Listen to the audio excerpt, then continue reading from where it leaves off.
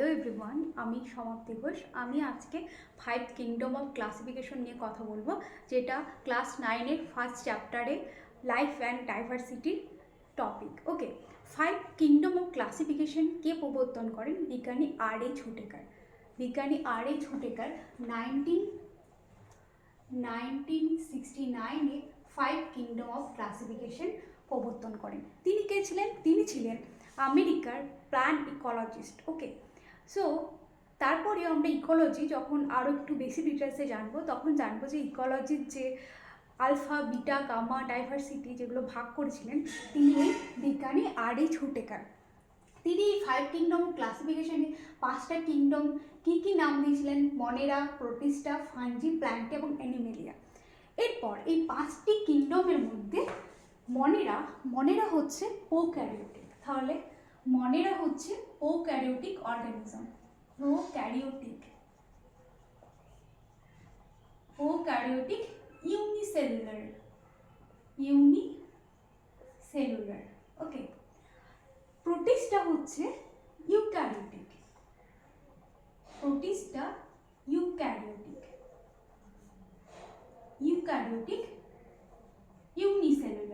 Unicellular. এরপর fungi also eukaryotic. তাহলে কি দেখলাম? ফাঞ্জিও ইউক্যারিওটিক, কিন্তু এখানে কি ডিফারেন্স হচ্ছে? ফাঞ্জি হচ্ছে মাল্টিসেলুলার।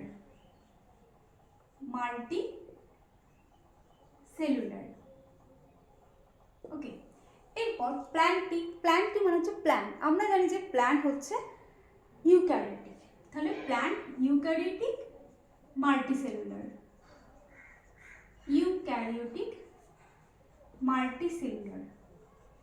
মাল্টিসেলুলার মানে কি? মাল্টিসেলুলার মানে হচ্ছে বহুকোষী। অ্যানিমেলও জানি আমরা, যেমন অ্যানিমেল, আমরাও ইউক্যারিওটিক। আমরা কি একটা সেল দ্বারা গঠিত? অসংখ্য কোটি কোটি কোটি কোটি সেল দ্বারা আমরা গঠিত। তাহলে এটা কি? Eukaryotic multicellular.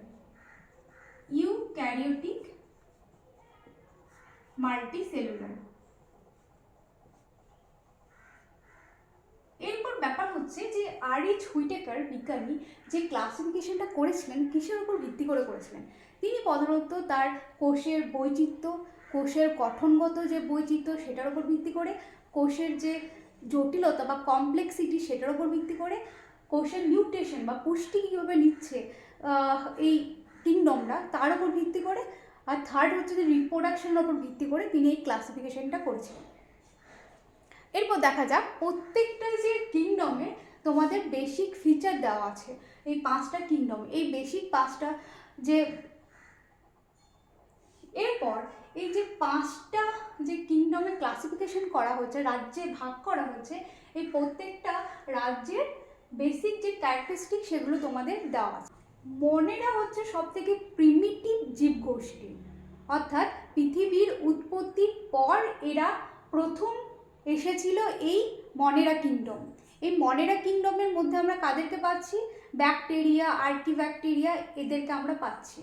এরপর যেহেতু পৃথিবী উৎপত্তি তখনই হয়েছিল, তখন জীবের জাস্ট স্টার্ট হয়েছে, তো সিম্পল অর্গানিজম থেকে কমপ্লেক্স অর্গানিজম হতে টাইম লাগবে। তাহলে এখানে যতগুলো আমরা মনেরার কিংডমের মধ্যে পাবো তারা প্রায় মোস্টলি হচ্ছে সিম্পল অর্গানিজম। ওকে, সিম্পল অর্গানিজমের মধ্যে ফার্স্ট যে একটা কথা আসে যে নিউক্লিয়াস থাকবে না এদের যে ডিএনএটা থাকবে না, ডিএনএটা হচ্ছে, ধরো এটা একটা ব্যাকটেরিয়া সেল, এখানে এদের যে ডিএনএটা থাকে সেটা কেমন থাকে?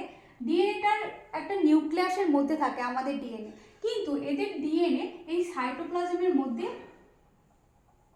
মধ্যেই থাকে। এখানে কিন্তু একটা যে নিউক্লিয়াসের মধ্যে একটা ডিএনএ থাকে সেটা নয়, এটা হচ্ছে সাইটোপ্লাজমের মধ্যে ডিএনএটাকে ছড়িয়ে থাকে, এটাকে বলা হয় নিউক্লিয়য়েড। ওকে, তো এখানে দেখছি যে প্রোক্যারিওটিক প্রকৃতি হয় মনেরা, এবং এখানে নিউক্লিয়াস থাকে না, ওই জন্য যে ডিএনএটা থাকে সাইটোপ্লাজমের মধ্যে ছড়িয়ে থাকে, এদেরকে নিউক্লিয়য়েড বলা হয়।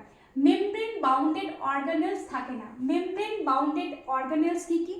মেমব্রেন বাউন্ডেড অর্গানেলস হচ্ছে, যেমন হচ্ছে এন্ডোপ্লাজমিক রেটিকুলাম, গলগি অ্যাপারেটাস, তাছাড়া যেমন ভ্যাকুলস আছে, তারপর মাইট্রকেন্ডিয়া, এইসব ক্লোরোপ্লাস্ট এগুলো আমরা এখানে দেখতে পাবো না, কারণ সেগুলো মেমব্রেন বাউন্ডেড অর্গানিজম। কেন দেখতে পাবো না? কারণ এগুলো যেহেতু প্রথম এসেছে, পৃথিবী যখন তৈরি হচ্ছে তারপর এগুলো স্টার্ট হয়েছে, এই থেকে ইভলিউশন শুরু হচ্ছে, তাহলে সিম্পল থেকে কমপ্লেক্স অর্গানিজম তৈরি হতে গেলে একটা টাইম লাগে, সেই টাইমটা দরকার। এটা যখন প্রথম পৃথিবী তৈরি হয়েছে তারপর এই অর্গানিজমগুলো এসেছে বলে এদের যে জীবের মধ্যে অর্গানিজমের কমপ্লেক্সিটি কিন্তু খুব কম, ওই জন্যই আমরা নিউক্লিয়াস দেখতে পাচ্ছি না, ওই জন্য আমরা মেমব্রেন বাউন্ডেড অর্গানিজমও দেখতে পাচ্ছি না। এদের যে শোষণের প্রকৃতি অর্থাৎ রেসপিরেশন, সেটা অ্যানারোবিক বা অ্যারোবিক দুটোই হতে পারে, অর্থাৎ সবাত বা অবাত শোষণ দুটো প্রকৃতিরই হতে পারে। পুষ্টি হচ্ছে অটোট্রপিক বা হ্যাটোট্রপিক। অটোট্রপিকের মধ্যে মোস্ট হচ্ছে কেমো অটোট্রপিক, ওকে। আর হেটেরোট্রপিকের মধ্যে আমরা স্যাপ্রোফাইটিকও পেতে পারি, প্যারাসাইটিকও পেতে পারি, ঠিক আছে। কোষ প্রাচীরে কি দেখতে পাই? পেপটাইডোগ্লাইকেন বা পলিস্যাকারাইড আমরা এদের কোষ প্রাচীরে দেখতে পাই। এদের যে রিপ্রোডাকশন অ্যাসেক্সুয়াল টাইপের, ওকে। অ্যাসেক্সুয়াল রিপ্রোডাকশনের মধ্যে আমরা যেটা ব্যাকটেরিয়ার কথা বলছি, সেখানে অবশ্যই আমরা দেখতে পাবো জেনেটিক রিকম্বিনেশন, যেমন হচ্ছে কনজুগেশন, ট্রান্সফরমেশন and ট্রান্সডাকশন। তাছাড়াও আমরা অনেক ব্যাকটেরিয়ার ক্ষেত্রে আমরা দেখি তারা এন্ডোস্পোর ফর্মেশন করে, অলসো এন্ডোস্পোর। এরপর এদের উদাহরণ কি কি হবে? এদের উদাহরণ বলতে গেলে যেমন ব্যাকটেরিয়ার ক্ষেত্রে ইকলাই বা ইস্টেরিয়া কোলি, তাছাড়াও অ্যালগির ক্ষেত্রে সায়ানোব্যাকটেরিয়া যেমন আছে নষ্ট অ্যানাবিনা, এছাড়াও আর্কিও ব্যাকটেরিয়া যেগুলো আছে সেগুলো হচ্ছে মিথানোকক্কাস এক্সেট্রা। এটুকু করলেই তোমাদের মনেরা কমপ্লিট। তাছাড়া আরেকটা কথা বলে দিই, এদের যে রাইবোজোম, এদের কিন্তু রাইবোজোম তো অবশ্যই পাওয়া যাবে। রাইবোজোম হচ্ছে 70S প্রকৃতির। তাহলে এদের রাইবোজোম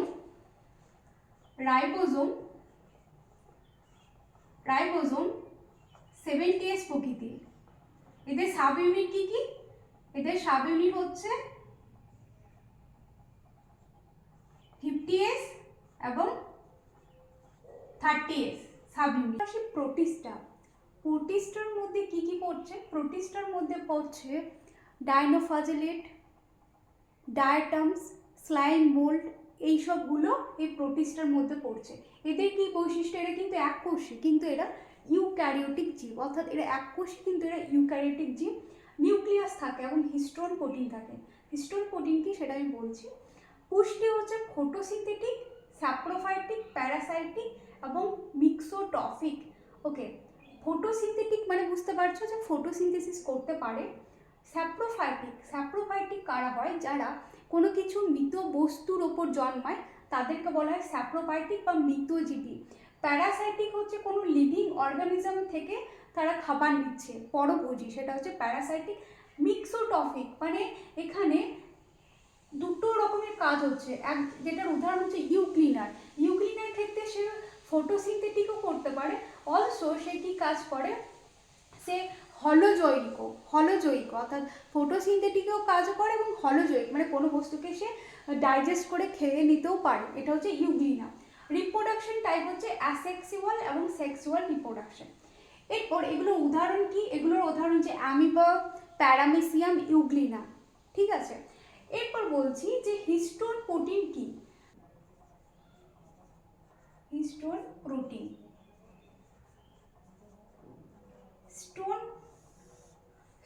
প্রোটিনের কাজ হচ্ছে, আমরা দেখলাম যে ব্যাকটেরিয়ার ক্ষেত্রে নিউক্লিয়াসটা বা যেটাকে নিউক্লিওয়েড বলছে সেটা সাইটোপ্লাজমের মধ্যে ছড়িয়ে ছিটিয়ে থাকে।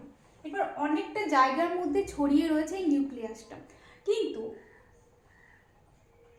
আমরা এখানে প্রোটিস্টার ক্ষেত্রে বললাম প্রকৃত নিউক্লিয়াস পাওয়া যায়, অর্থাৎ এই যে ডিএনএটা কি হচ্ছে?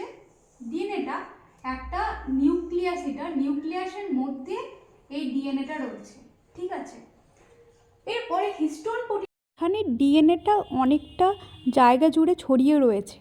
যখন হিস্টোন প্রোটিন থাকবে না, এই যে ডিএনএটার লেন্থ মনে করো এতটা, এটার একটা লেন্থ ধরে নিলাম, হিস্টোন প্রোটিন যখন প্রেজেন্ট থাকবে এই ডিএনএটাকে র্যাপ করে নেবে, অর্থাৎ কম্প্যাক্ট একটা স্ট্রাকচার দেবে, অর্থাৎ পেঁচিয়ে রাখবে ডিএনএটাকে। তাহলে এই ডিএনএটা যে র্যাপ করতে সাহায্য করছে বা প্যাকিং বা কম্প্যাক্ট করতে সাহায্য করলো, যে এত বড় একটা লেন্থ ছিল তারপর এই ছোট্ট একটা লেন্থ ক্রিয়েট করলো, এটা কিন্তু হিস্টোন প্রোটিনের জন্য। এখানে কি কি হিস্টোন প্রোটিন বাইন্ড করে? H2A, H2B, H3 এবং H4, অলসো H1 কে বলা হয় লিঙ্কার ডিএনএ। আর এরপর যে এইগুলো দেখতে পাচ্ছি একটা পুঁতির মতো স্ট্রাকচার, এই স্ট্রাকচারটাকে বলা হয় নিউক্লিওজোম।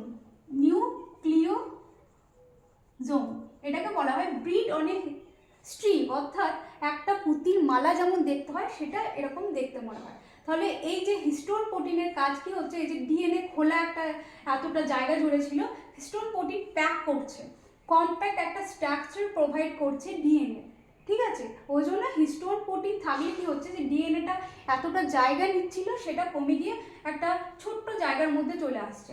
এরপর যখন নিউক্লিয়াস আছে, নিউক্লিয়াসের মধ্যে তো এতটা জায়গা থাকে না, তখন একটা কম্প্যাক্ট ছোট্ট জায়গার মধ্যে দেখো থাকতে হচ্ছে। এখানে এতটা জায়গা ছড়িয়েছিল, কিন্তু পরবর্তী সময় যখন নিউক্লিয়াস এলো, নিউক্লিয়াসের মধ্যে ছোট্ট জায়গার মধ্যে তাকে থাকতে হচ্ছে, সেই জন্য কি হলো, কমে গেল। কম থেকে সাহায্য করলো এই হিস্টোন প্রোটিন। এটা হচ্ছে হিস্টোন প্রোটিনের কাজ। ছত্রাক, ফাঞ্জি বা ছত্রাক বলে তোমরা সহজে এটা চিনবে। তোমরা মাশরুম খাও তো, মাশরুম, দিস ইজ দ্য ছত্রাক, ওকে। এরপর অ্যাগারিকাসের নাম শুনেছো, এটাও কিন্তু ছত্রাক। তো ফাঞ্জি বা ছত্রাকের কি ক্যারেক্টারিস্টিক? এরা প্রকৃত নিউক্লিয়াসযুক্ত, এদের প্রকৃত নিউক্লিয়াস থাকে এবং ক্লোরোফিল বিহীন। এরা কিন্তু সবুজ দেখতে পাবে না, মোস্ট প্রবাবলি হোয়াইট কালারে দেখতে পাবে বা ব্রাউন কালারে দেখতে পাবে, কোনোদিন সবুজ রঙে তুমি দেখতে পাবে না। এদের মাইসিলিয়াম থাকে, ঠিক আছে। পুষ্টি হচ্ছে মিতজীবী, পরজীবী এবং মিথজীবী। মিথজীবীর মোস্ট এক্সাম্পল আমরা দেখতে পাই লাইকেন হচ্ছে মিথজীবী। মিথজীবী কি হচ্ছে? মিথজীবী মানে হচ্ছে সিম্বায়োটিক কি হয়, যে দুজন দুজনের সহায়তায় থাকে, ঠিক আছে।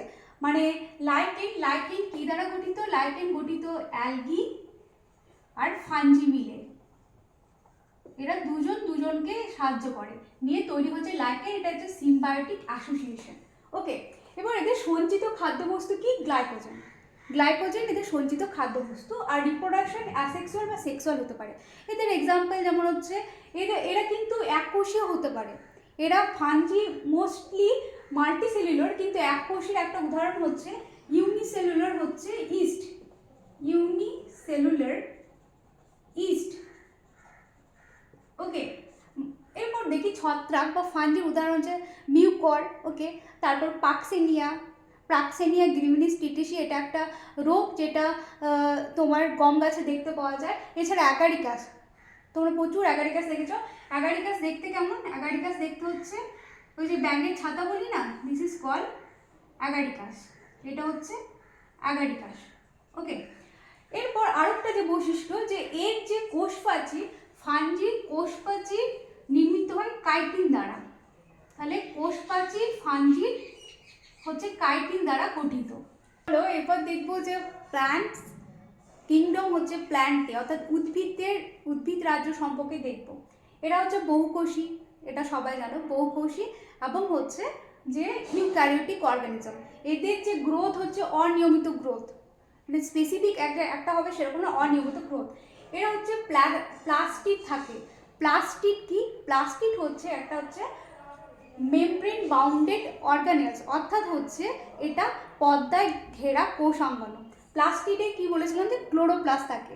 আমরা জানি প্রত্যেকটা সবুজ উদ্ভিদের আমাদের মতো রান্না করে খেতে হয় না, জাস্ট সূর্যের কাছে দাঁড়ালেই সবুজ উদ্ভিদের খাবার হয়ে যায়, কারণ তাদের যে মেকানিজম হচ্ছে ফটোসিনথেসিস, এটা কার সাহায্যে হয়? ক্লোরোপ্লাস্ট থাকে বলে এটা তারা করতে পারে। আমাদের ক্লোরোপ্লাস্ট নেই বলে আমরা করতে পারি না, আমাদের জন্য এত কাজ করতে হচ্ছে।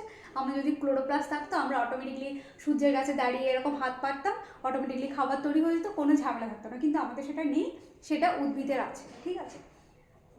অটোট্রপিক অর্থাৎ ফটোসিনথেসিস, ওরা নিজের খাবার নিজেরাই তৈরি করতে পারে। হেটেরোটপিক হচ্ছে কখনো কখনো নির্ভর হয়, যেমন হচ্ছে সূর্য শিশিরের ক্ষেত্রে আমরা দেখেছি যে সূর্য শিশির খাবার তৈরি করতে পারে, অলসো তারা ছোট পোকামাকড়গুলোকেও তারা খাদ্য হিসাবে গ্রহণ করে। ওই জন্য আমি হেটেরোটপিক লিখেছি। উৎপাদ খাদ্য শৃঙ্খলে প্রথম স্তরের আছে, এরা নিজের খাবার নিজেরাই তৈরি করতে পারে, অর্থাৎ অটোটপিক। এই উৎপাদক অর্থাৎ প্ল্যান্টের ওপর আমরা কি সকল রকমের জীবজন্তু কোনো না কোনোভাবে আমরা এই প্ল্যান্টের ওপর নির্ভর করি। এরপর কথা হচ্ছে যে এদেরকে বললাম যে বহুকোষী বা মাল্টি সেলুলার। কিছু কিছু অ্যালগি আছে তারাও কিন্তু ইউনিসেলুলার প্রকৃতি হয়। এদের যে খাদ্য, সঞ্চিত খাদ্য বস্তু, এটা হচ্ছে শ্বেতসার বা স্ট্রাচ বলা হয়। আর রিপ্রোডাকশন হচ্ছে সেক্সুয়াল এবং অ্যাসেক্সুয়ালের মধ্যে হয়। উদাহরণ প্রচুর উদাহরণ আছে। ফার্স্ট থেকে দিচ্ছি, অ্যালগির ক্ষেত্রে আমি বলছি স্পাইরোগাইডা।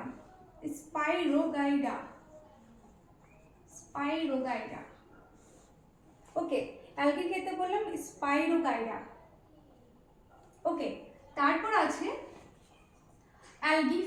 অ্যালগির পর হচ্ছে ব্রাফাইডের ক্ষেত্রে আমি বলছি ফিউনারিয়া, ওয়ান কাইন্ড অফ মস। তারপর বললাম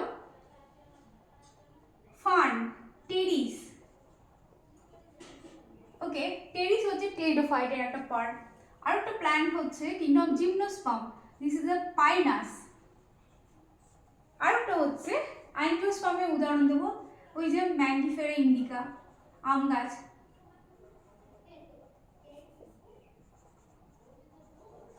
ম্যাঙ্গিফেরা ইন্ডিকা, এগুলো প্রত্যেকটা হলো প্ল্যান্টিক এক্সাম্পল।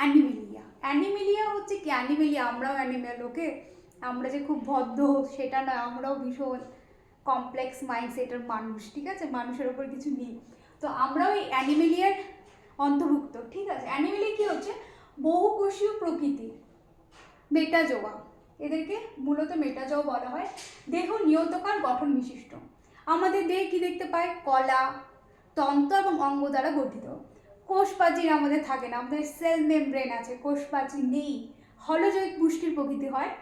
এবং হলোজৈব মানে কি, আমরা কোনো খাবার খাচ্ছি, খাবার গ্রহণ করছি এবং সেটাকে ডাইজেশন হচ্ছে, এটা হলোজৈব প্রকৃতি। পরভোজী খাদ্য প্রকৃতি।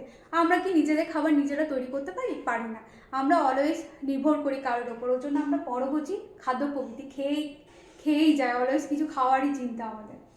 এরপর এগুলোর মধ্যে কী কী আছে, এছাড়াও আছে আমাদের স্পঞ্জ দেখেছি, তারপর করেছি তারপর অ্যাকাইনোডাম, তারপরে হচ্ছে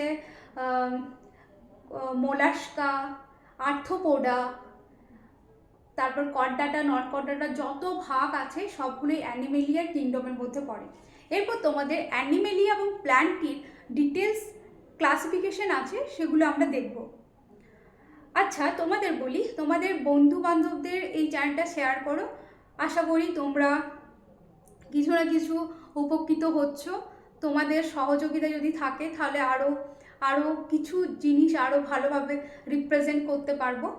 তো পড়তে থাকো, শিখতে থাকো এবং হাসতে থাকো। Live life, keep smile. Thank you so much.